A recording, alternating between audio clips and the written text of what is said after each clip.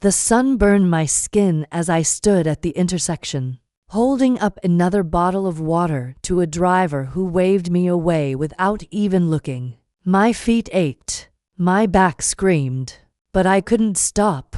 I was 65 years old, and this was my life now. The light turned red and I shuffled between cars, my cooler squeaking behind me. A woman bought 2 bottles and handed me $5.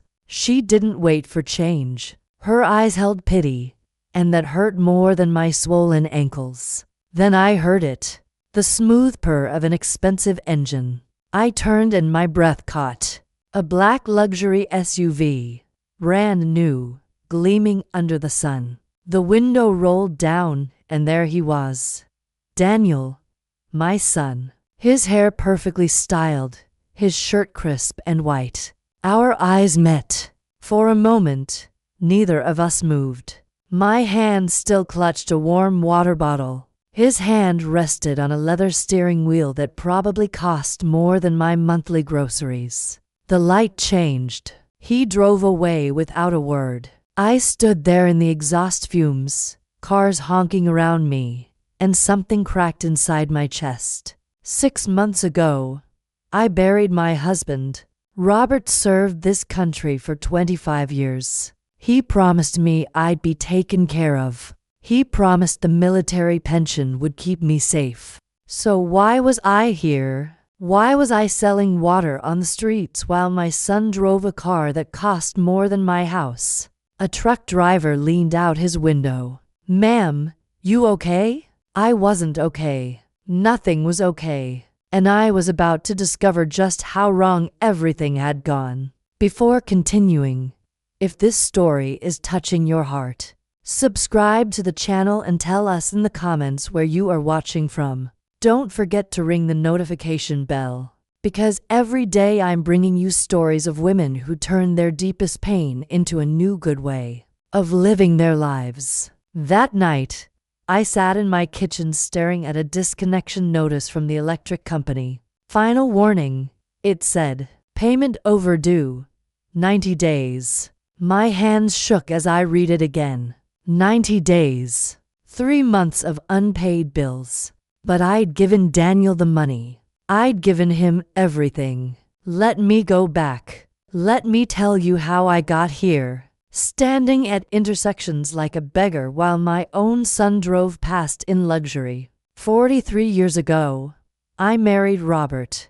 He was 22, fresh out of basic training, with eyes that promised me the world. We didn't have much. Our first apartment had cockroaches and a heater that only worked half the time.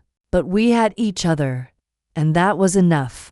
Then came the deployments. Robert left when I was 4 months pregnant with Daniel. He missed the birth. He missed Daniel's first steps, his first words, his first day of school.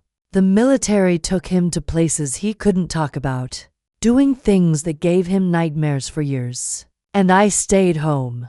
I raised our son alone. I worked at a grocery store during the day and cleaned office buildings at night. I wore the same 3 dresses for 5 years because Daniel needed new shoes every few months. His feet kept growing. I remember measuring them with my thumb, calculating how long I could make the old pair last. When Robert came home between deployments, he'd hold me and cry. "I'm sorry," he'd whisper into my hair. "I'm so sorry you have to do this alone." But I wasn't alone. I had Daniel, my beautiful boy with his father's eyes and my stubborn chin.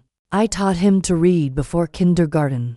I stayed up late helping with school projects made from cardboard boxes and markers I'd bought with spare change. When he wanted to join the soccer team, I took a 3rd job on weekends so I could pay the fees. Robert retired after 25 years of service.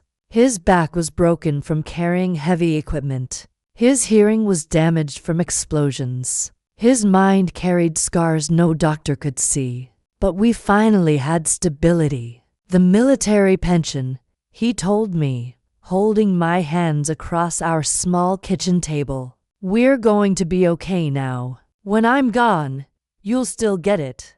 They'll take care of you. I made sure of it. I kissed his rough hands. Hands that had held weapons and built bridges and signed papers promising his life to his country.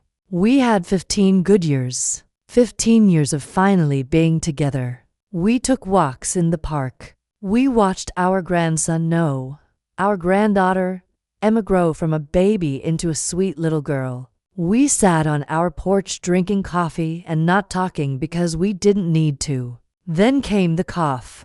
At first, Robert said it was nothing, just a cold, but it didn't go away. The doctors found it in his lungs. Stage 4. Exposure to chemicals during his service, they said. We're very sorry. He died 6 months ago on a Tuesday morning. I was holding his hand. His last words were, "You're taken care of. The pension. Don't worry." I buried him in his uniform. Daniel stood beside me at the funeral, his arm around my shoulders. "Don't worry about anything, Mom," he said. "I'll handle everything. All the paperwork, the pension stuff, all of it. You just rest." I was drowning in grief. I couldn't think straight. The house felt too big and too empty. I'd wake up reaching for Robert and find cold sheets instead. Daniel came over every few days. He'd ask me to sign papers. "Pension transfer forms," he said. "Direct deposit authorizations. It's all standard, Mom. You just need to sign here." I signed. I trusted him. He was my son. But then the bills started coming. Overdue notices. Collection calls. I didn't understand. Where was the pension money? Robert said it would be $3,000 a month. That was enough to live on. Enough to keep my little house, to buy groceries, to keep the lights on. I called Daniel. He always had an answer. "The VA is slow, Mom. The paperwork takes time. There's a delay in processing. It'll come through next month. I'm handling it. Don't worry." But months passed and nothing came. My savings ran out. The small life insurance policy Robert left went to his medical bills. I sold my wedding ring to pay the mortgage. I cried for 3 days after that. Then I sold Robert's tools, his watch, the coin collection he'd started as a boy. It still wasn't enough. That's when I started selling water. Margaret, my neighbor, helped me understand how it worked. "You buy cases of water at the wholesale store," she explained. "Then you sell them at intersections during rush hour. $1 a bottle. It's not much, but it's something."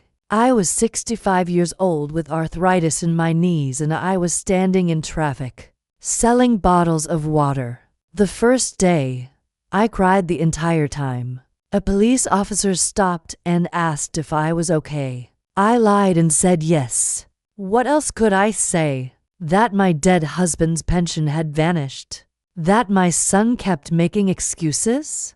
That I was terrified and ashamed and didn't know what to do? I started going out every day. Morning rush hour and evening rush hour. My skin turned dark from the sun. My hands developed calluses.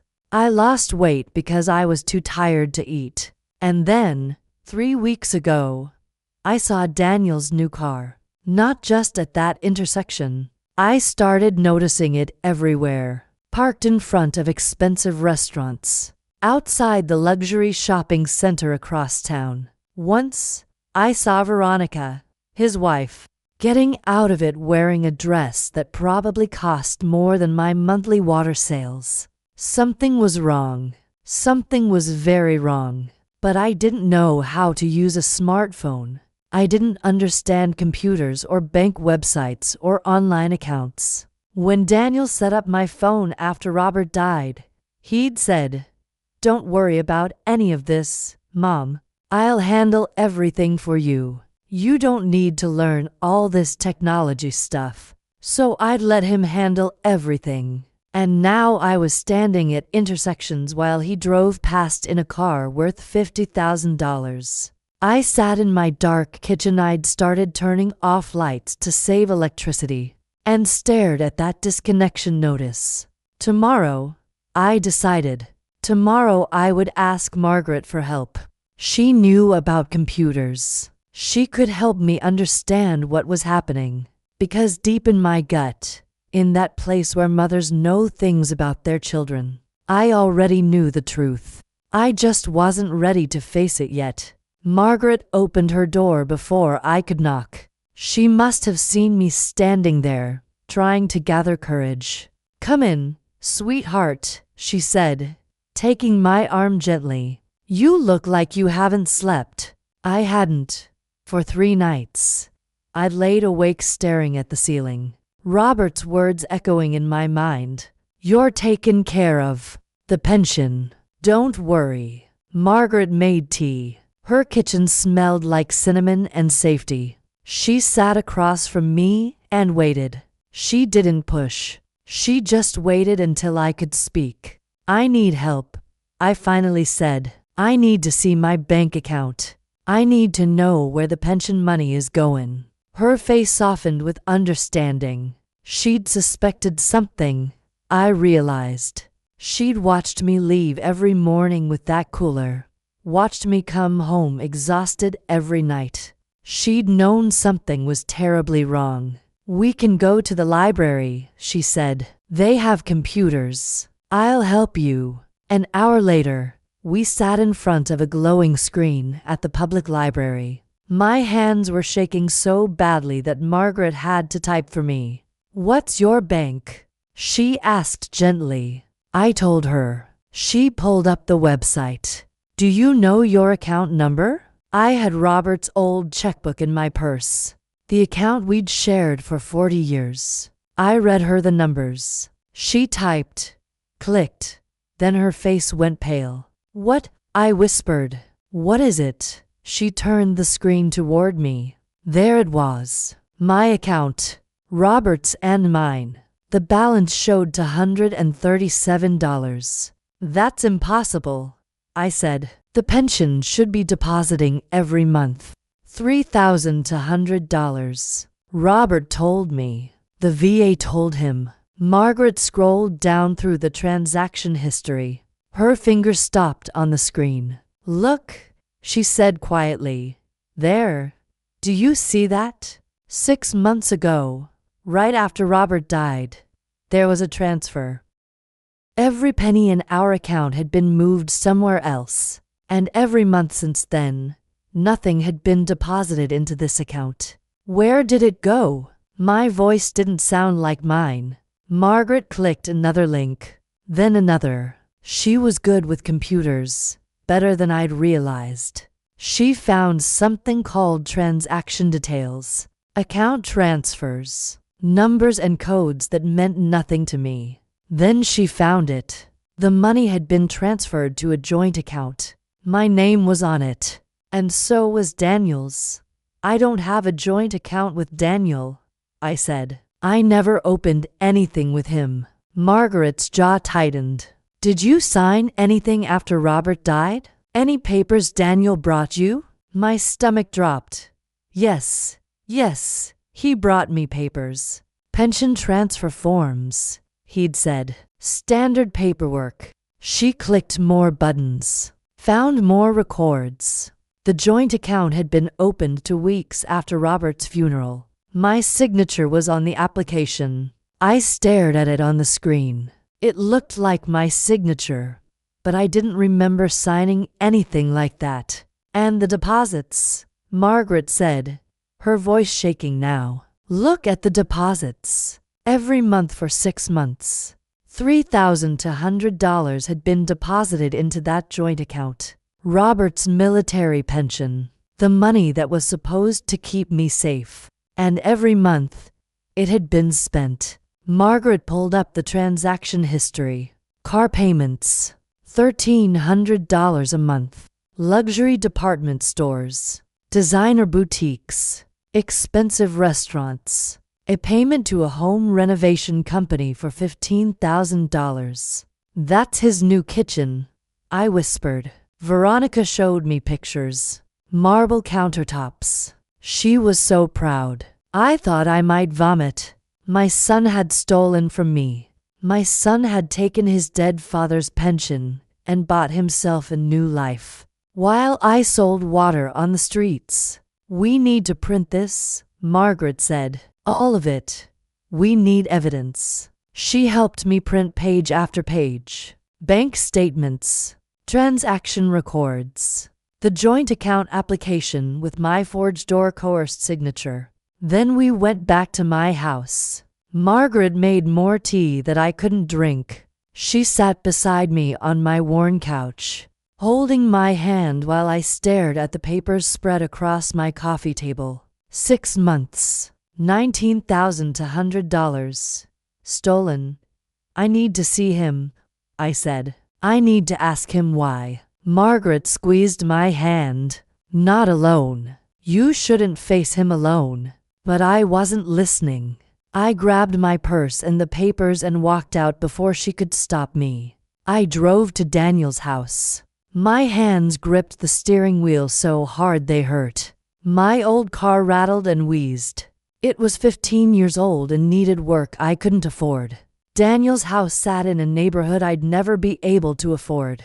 Large yards, 2-story homes, 3-car garages. His black SUV was in the driveway. Next to it sat Veronique's new sedan. I knocked on the door.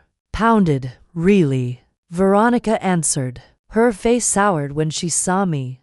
Oh, it's you. I need to see Daniel. He's busy. I don't care. I pushed past her. Something I'd never done before. She made an offended sound behind me, but I kept walking. Daniel was in his living room, watching a massive television mounted on the wall. He looked up, startled. Mom, what are you doing here? I threw the papers on his expensive coffee table. The bank statements scattered across the glass surface. Explain this, I said. My voice was steady, cold. I didn't recognize it. He glanced at the papers. His face shifted. I watched him calculate, watched him decide how to play this. Mom, those are private documents. You shouldn't have. Those are my documents, I said. That's my pension. Robert's pension. The one that was supposed to take care of me. Veronica appeared in the doorway, arms crossed. She always looked at me like I was something dirty she'd stepped in. Daniel stood up slowly. Mom, you're confused. You don't understand how these things work. Don't, I said. Don't you dare tell me I'm confused. I see it right there. $19,000. 6 months of deposits. All spent on your house, your cars, your life. You signed the papers, he said. His voice was cold now. The mask was slipping. You agreed to the joint account. You told me they were pension transfer forms. You told me it was standard paperwork. Well, you signed them. His eyes were hard. Empty. When had my son's eyes become so empty? Veronica laughed. Actually laughed. She really thought we'd just let her waste that money? She can't even use a cell phone. What was she going to do with $3,000 a month? The words hit me like a physical blow. I raised you, I whispered, looking at Daniel. I worked 3 jobs so you could play soccer. I stayed up late helping with homework. I gave you everything. And Dad's dead, Daniel said flatly. That money would have just sat in your account while you sold water like some kind of homeless person. At least we're using it for something worthwhile. I felt something break inside me. Not my heart. That had broken when Robert died. This was something else. Something deeper. This was the moment I realized my son was gone. The boy I'd raised was gone, and this stranger had taken his place. Get out, Veronica said, before we call the police for trespassing. I picked up the papers with shaking hands. I walked to the door. Then I stopped and turned back. This isn't over, I said. Daniel smirked. What are you going to do, Mom? You can't even check your own bank account. I left. I got in my car. I sat in their driveway and let myself cry for exactly 5 minutes. Then I wiped my face and drove to Margaret's house. She was waiting on her porch. One look at my face and she knew. We need a lawyer, I said. I need help. Margaret pulled out her phone. I know someone, she said. He specializes in elder abuse cases, especially for veterans' families. She made the call right there, spoke in low, urgent tones. Then she handed me the phone. The voice on the other end was calm, professional, kind. My name is Thomas Chen, he said. Tell me everything. So I did. Before we continue, make sure to like this video and subscribe. With your support, we can keep bringing more stories from powerful women that touch the heart of all of us. Thomas Chen's office smelled like leather and old books. Certificates lined the walls. Photos of him shaking hands with veterans at charity events. A folded American flag in a shadow box behind his desk. He sat across from me, reading through every page I'd brought. Bank statements, transaction records, the joint account application with my signature. He didn't speak for a long time. Just read. His jaw tightened with each page. Finally, he looked up. His eyes were kind, but his voice was steel. This is elder financial abuse, he said, and it's against federal law when it involves a veteran's benefits. Your son could face criminal charges. My hands twisted in my lap. He's still my son. Thomas leaned forward. I understand, but he stole almost $20,000 from you. Money your husband earned serving this country. Money that was meant to keep you safe. I want it back, I whispered. All of it. And I want the pension redirected to an account he can't touch. Thomas nodded. We can do that. But I need to be honest with you. This is going to get ugly. Your son will fight this. His wife will make it personal. Are you prepared for that? I thought about standing at intersections in the heat. About selling my wedding ring. About Daniel driving past me without stopping. Yes, I said. I'm ready. It took 2 weeks to build the case. Thomas worked with the Veterans Affairs Office. He contacted the bank. He filed a lawsuit for elder financial abuse and theft.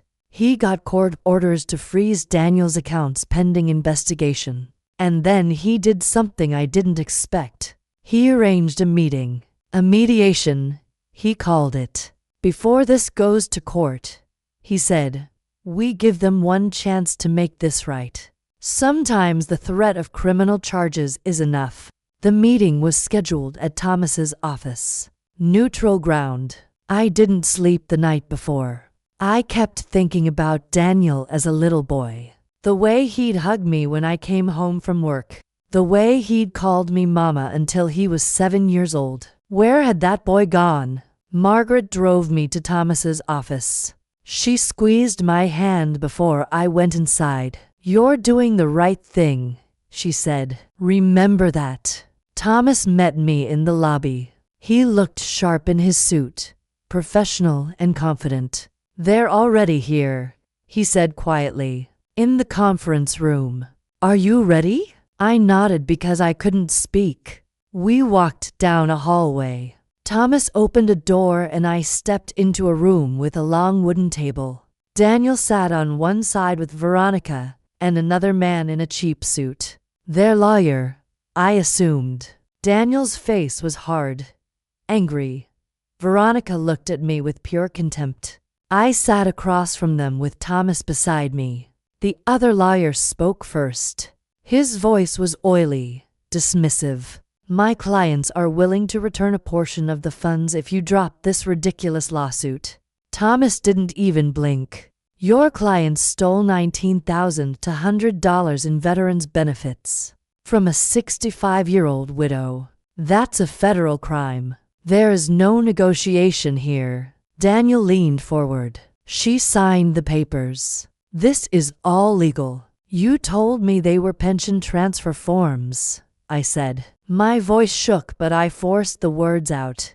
You lied to me. You're old, Veronica said flatly. You didn't understand what you were signing. That's not our fault. Thomas placed a hand on my arm, keeping me steady. Let's look at the facts, he said calmly. He opened a folder and pulled out documents. Mrs. Martinez, did you authorize any purchases from luxury car dealerships? No. Did you authorize $15,000 for home renovations? No. Did you ever access this joint account yourself? Check the balance? Make any withdrawals? I looked at Daniel. He wouldn't meet my eyes. No. I didn't even know it existed until 2 weeks ago. Thomas turned to Daniel's lawyer. Your client opened a joint account using forged or coerced signatures.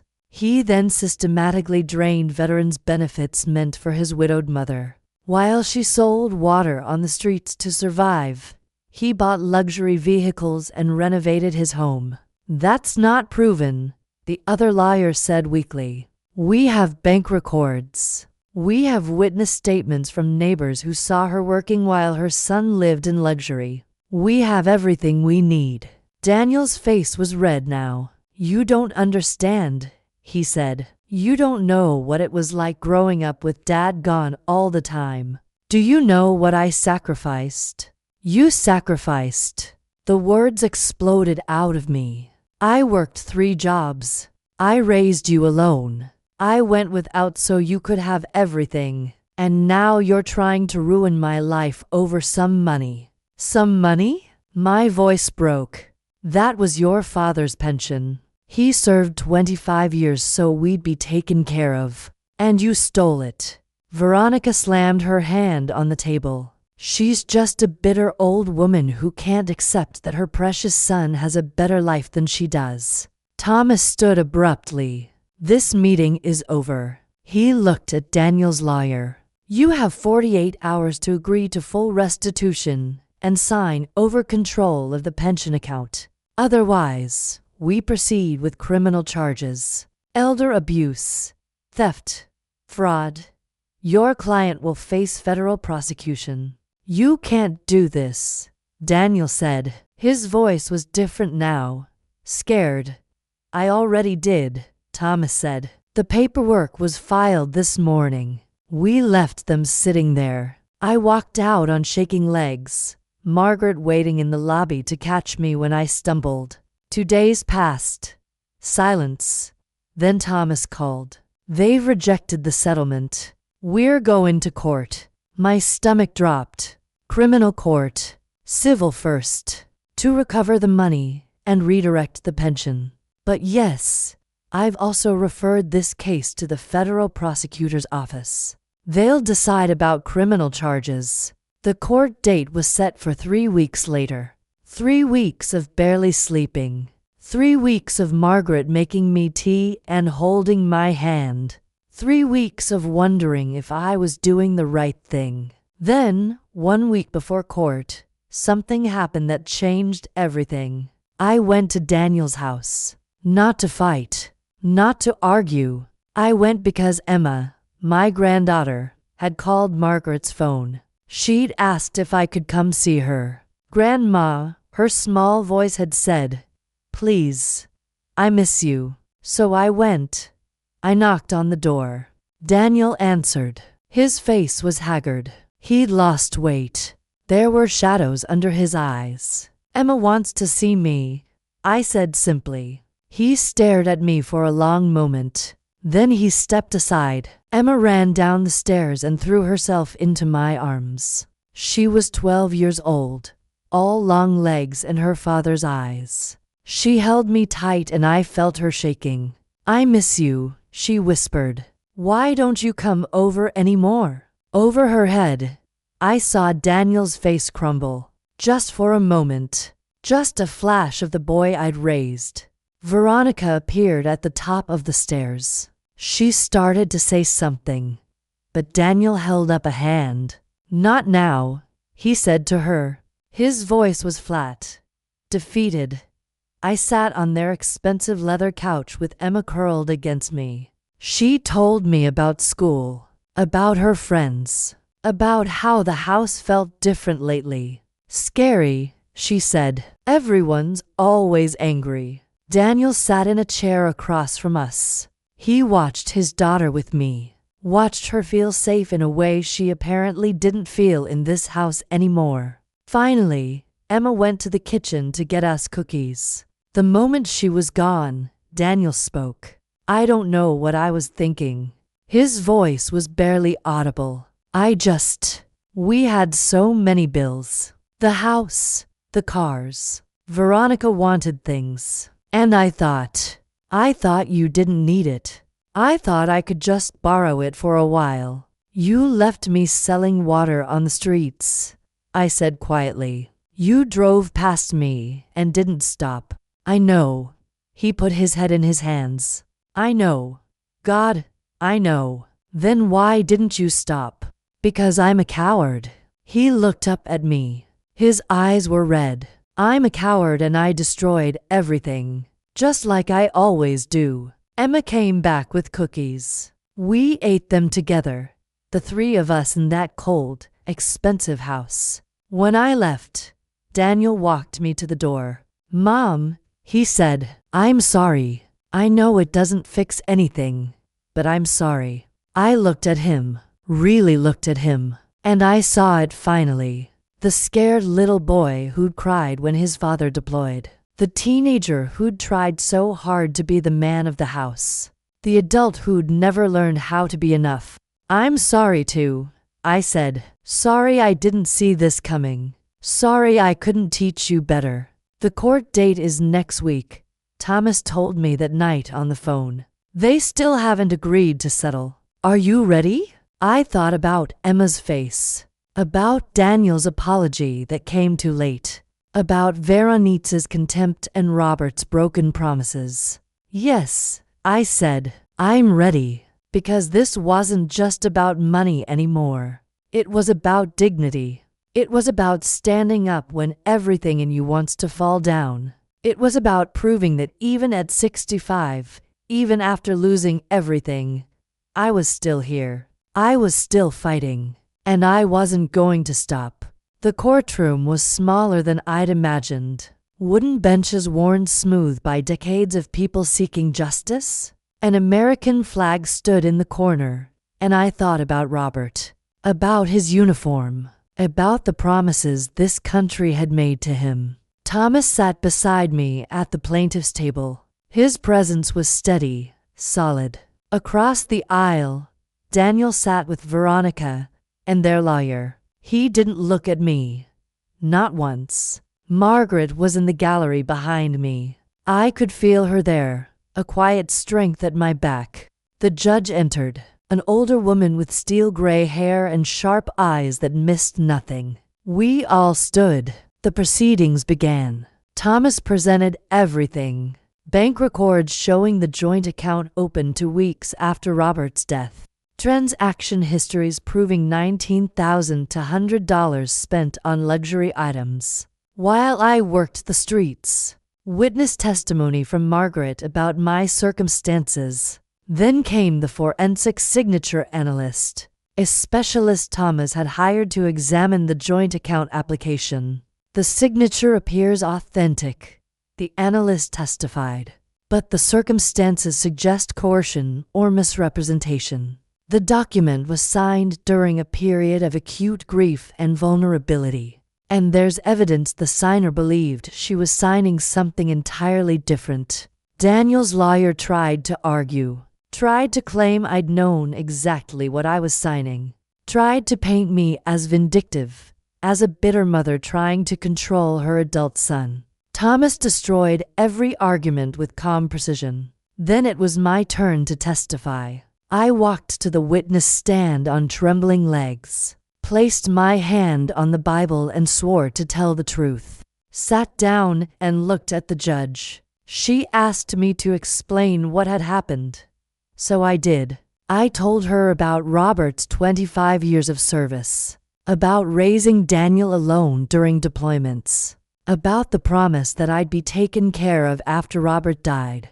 I told her about signing papers I thought were pension transfer forms, about trusting my son because he was my son, about not understanding technology or smartphones or banking websites. I told her about the disconnection notices, about selling my wedding ring, about standing at intersections selling water while cars drove past. And finally, I told her about seeing Daniel's luxury SUV, about the moment I realized something was terribly, impossibly wrong. My voice broke only once, when I described driving past Daniel's house and seeing Emma's face in the window, seeing my granddaughter growing up in a home bought with stolen money. The judge listened. She took notes. Her face revealed nothing. Then she asked Daniel to testify.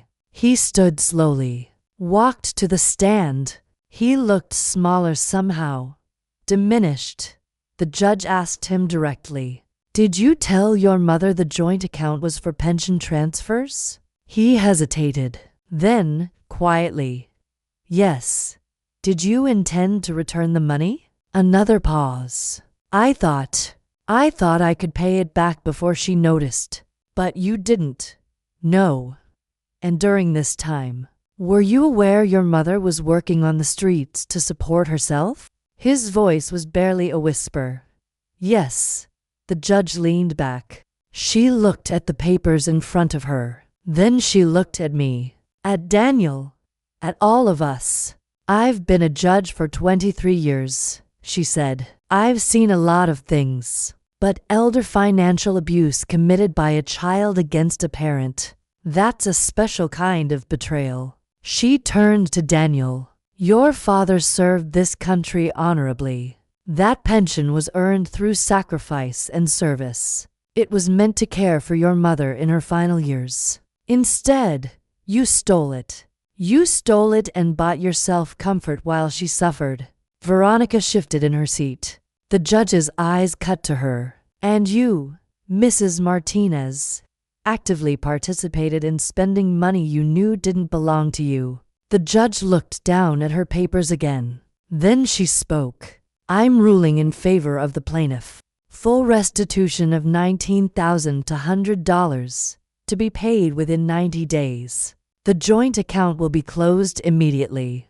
The pension will be redirected to a protected account with Veterans Affairs oversight, and Mr. Chen as financial advocate. Additionally, I'm awarding damages for emotional distress and legal fees. Total amount, $32,000. I heard Veronica gasp, saw Daniel's face go white.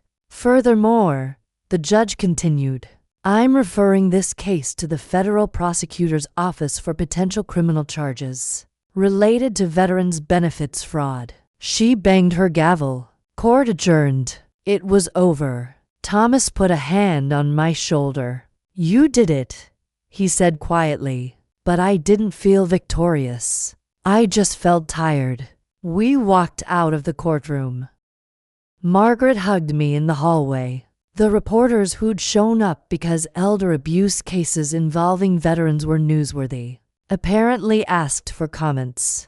Thomas handled them while Margaret led me outside. The sun was bright.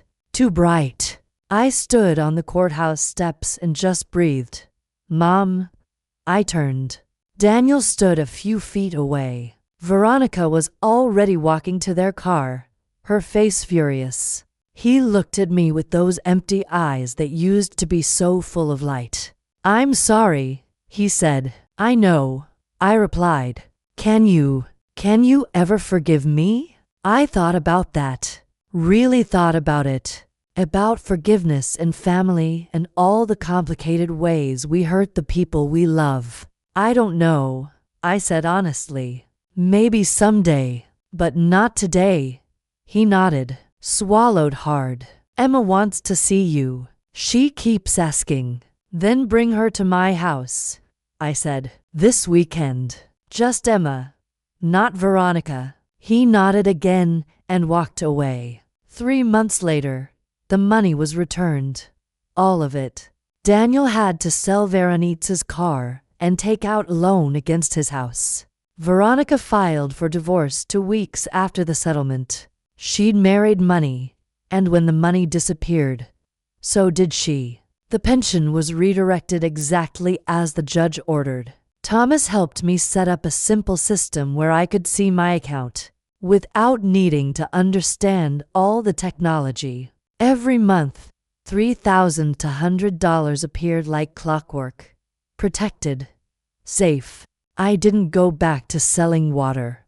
Instead, I started volunteering at the Veterans Affairs Office, helping other widows navigate the system, making sure no one else got taken advantage of the way I had. Emma comes over every Saturday. We bake cookies together in my small kitchen. She tells me about school and her friends and her dreams. Sometimes she asks about her father. I tell her the truth. That people make mistakes. That love is complicated. That forgiveness takes time. Daniel and I talk sometimes. Short conversations. Careful ones. He's in therapy now, trying to understand how he became someone who could steal from his own mother. We're not healed.